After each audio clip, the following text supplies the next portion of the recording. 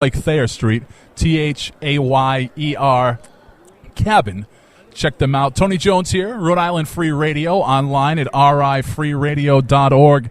And if you can believe it, we are down to our last half hour of broadcasting today. It's always a good sign, a sign of a good broadcast, I should say, when you're getting to being at 3 hours of broadcasting. My mouth is killing me. My vocal cords are killing me. And it feels like we just sat down here. So we're going to continue, of course. You do have time to get here to the Rhode Island Convention Center for the first ever Rhode Island Cannabis Convention coming up, actually happening right now. The 3 o'clock panel is Cannabis Testing and Quality. They'll have the panel, and then after that they will, of course, have the question and answer section. So if you're interested in that, there's still time to get down here. I believe the convention will be going until 5 o'clock tonight, and we've been here hanging out all weekend. I am joined by my co-host, the PO taxpayer, Pat Ford, and joining us, sitting down with us from Rhode Island Free Radio's own 13 Folds Radio, multimedia. They have, of course, the tactile, the physical magazine you can get. They have the online magazine and the podcast. These guys, like myself, like Pat Ford, we understand the omni-media approach to getting this information out there.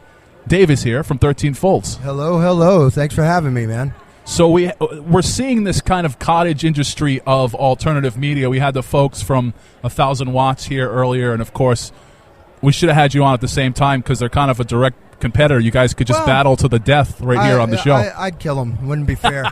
but no, we're really not competition, because what we've done is we've kind of taken the niche market and branded everything so different and there's nothing else like 13 Folds.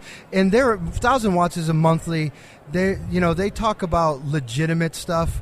We talk about illegitimate stuff and legitimate stuff, and we combine them into complete nonsense. You guys have writers like George Garner and Tony Jones. That's definitely not legitimate. We're really they're more into the medical end of it. And no offense, I didn't mean to illegitimize you, Tony. But they're more into the medical end of things, where we're more into the politics. So we really don't cross paths too much.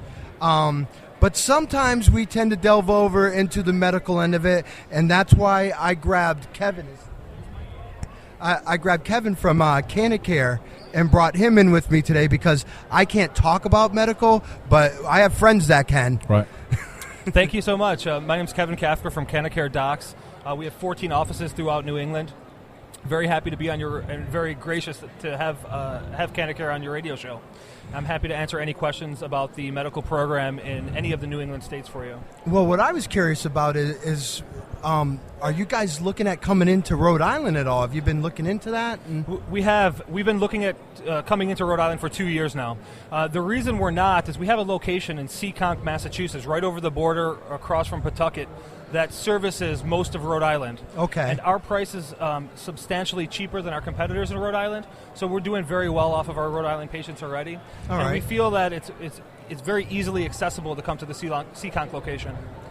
Now, so somebody who wants their medical card, they can get the recommendation in Massachusetts and then apply here in Rhode Island? Is that how it works? That's exactly how it works. Our doctors are licensed in Rhode Island as well, and they could fill out the Rhode Island paperwork.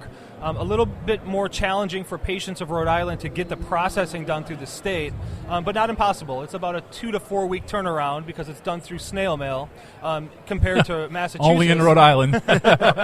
Compared to Massachusetts, where the patients walk out of the office with their ticket, and that gives them all their rights as the patients have. Now, if Massachusetts could get on the ball with opening up the dispensaries in a timely manner, you guys would be rolling. We're waiting very patiently, as well as the patients of Massachusetts are waiting very patiently for the opening of dispensaries, which should take place, God willing, within the next 4 weeks. Well, the first one is going to be in Salem, if I'm correct? Salem, and the Salem location's already taking appointments for patients. All right. The big problem we have with only opening one dispensary is we're close to 15,000, maybe 25,000 patients in Massachusetts. To have one dispensary service all of their medical needs is impossible. So we're waiting very patiently for the other 34 locations to open. Now, I'm curious, what's like the basic demographic that of people that are coming to you? Because we have this very bad stereotype that the rest of America looks at patients that are going in, or caregivers, like, oh, they're just using it as an excuse. It's kids wanting an excuse to get high.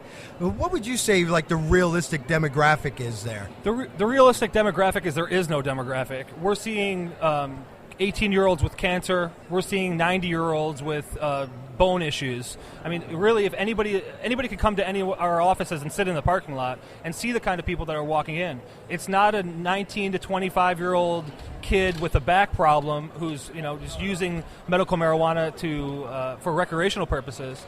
I mean, it's a very diverse group of people that are coming into our clinics for relief.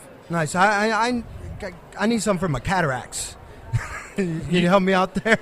Are you a Rhode Island resident? I'm a Rhode Island resident. Having cataracts would qualify you in Rhode Island. All right. Yep. No. What else you guys got going on now? I know you've been aggressively marketing in Mass. You got how many, like 50 offices or something like that? We have 15? 14 offices throughout New England. We're going into Connecticut on the 1st of June in West Hartford, Connecticut. Very excited to be satisfying the need in the Hartford market. Very active in Maine with 4 locations. Obviously, throughout the Commonwealth of Massachusetts, we're loaded, taking care of patients' needs. All right. Now, how did you get involved with this? Because I went and I wanted to talk to my primary care physician about medical marijuana, and she skirted around the top, wouldn't even have it with me. And a lot of doctors are under that same mentality. How did you get involved with doing this? Like, you weren't scared to get in, to jump that fence, to cross that line? No, not at all. We have 14 doctors on our staff, and they're all true patriots, if you ask me. I got started in Colorado, where my home base is. Started working in the dispensary game 10 years ago. Worked my way through those channels through the caregiving systems, and we found this dramatic need in Massachusetts and New England for cannabis doctors that specialize in cannabis. Just like you go to see an eye doctor if you have an eye issue, you should really see a cannabis specialist if you have a cannabis issue. And our doctors are not scared of the insurance companies and the corporate medicine that's out there, and they're free to write the recommendations under their license, and they choose to do that. Right. We're very, very proud of all of our doctors. Have you received any pressure from the federal government? From the federal government, Yeah. besides us paying our taxes, no. Okay. No, we have received a lot of local pressure, which we have a full legal team. We have a regulatory attorney. We also have a criminal defense attorney looking out for our best interest and making sure that everything's done according to state regulations. And it seems that every state that we operate in, as long as we follow the regulations to a T, they let us operate with immunity, as long as we're in the box of regulation, which we follow to a T. Well, I would imagine, too, at a certain point, they're dealing with stereotypes, and once they see that you're a serious operation, that you're run by doctors, for the patient, then there's a legitimacy that can take place over time. I mean, they're all, whether you're in government or not, the scare, paranoia, the urban legends that surround all of this have to be dispelled at every level. Now, Correct. It's, you provide such a valuable service to the community. How long have you been in business? We've been in business in New England for 3 years. 3 years now. And in terms of where you stand in terms of a political, I'll call it a political angle, for lack of a better term, are you folks staying away from the political forces that are looking to legalize and to extend medical cannabis? Are you staying apolitical, or have you actually advocate on a political level? No, we don't do any activism besides our day-to-day, just daily business operations, which we consider the most important advocacy of them all. We are a for-profit company, but we do donate a lot to these not-for-profits. We do support them monetarily, but we don't support them with our manpower or our staff. Okay, interesting. What's a typical staffing level? What makes up one of your offices?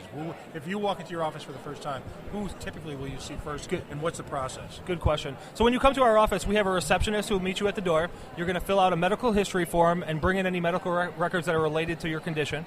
After you fill out the form, our employee will check it over, make sure you didn't miss anything. Then you're going to get in to see one of our marijuana counselors, which we're very proud to introduce into this market that our competitors don't have. It's about a 15 to 30-minute process, and we're going to go over all the legality of being a patient, some of the do's, and more importantly, some of the don'ts of smoking cannabis for medical purposes. There's a lot of negative side effects to medical cannabis that people don't realize. And we go over all those in detail, and we also brush on all the legal issues associated with them having their recommendation in the state that they come from. Now, I want to stress the same type of HIPAA requirements that would apply to any medical facility also work. We are completely bound by the HIPAA regulations.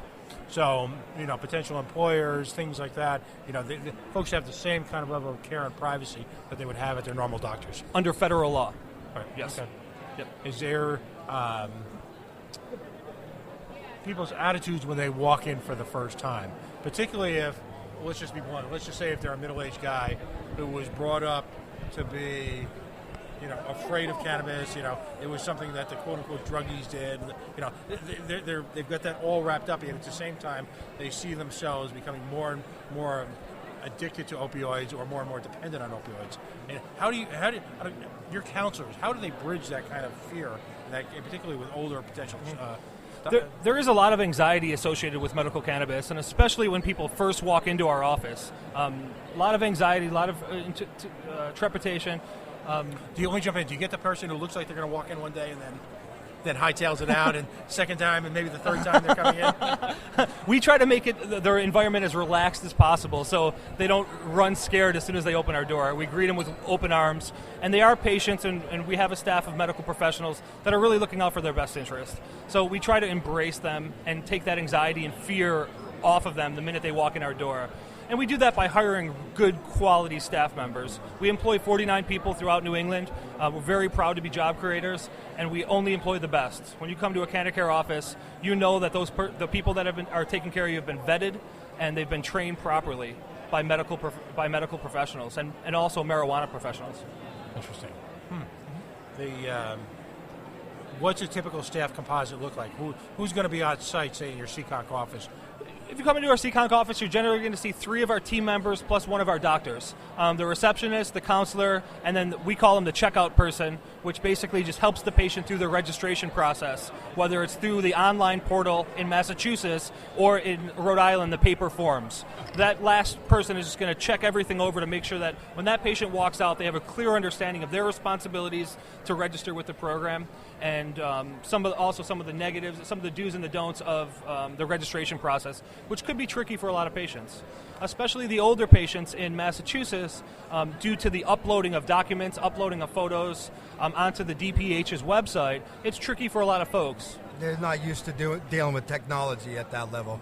Yeah. What about insurance? Have you had any signs of it? Like, does insurance cover anything that these people are coming in to get? Zero, unfortunately. At CannaCare, it's our opinion that 7 to 10 years, we're going to have a national medical program, and medical marijuana will be bought at Walgreens, just like narcotics are bought at Walgreens right now. And our doctors will have more control over the dosing and control of the species of marijuana that person is consuming. How do you counsel people with how to work with their employers? That's what I happen to work in an environment where if I work in the commercial truck business, if there's an accident, you stop what you're doing and go down and. Well, all the regulations are very clear in each state. It's 100% up to the employer whether they're going to allow their employee to consume medical marijuana. If the onus lies on the employee to tell their employer that they're using medical marijuana.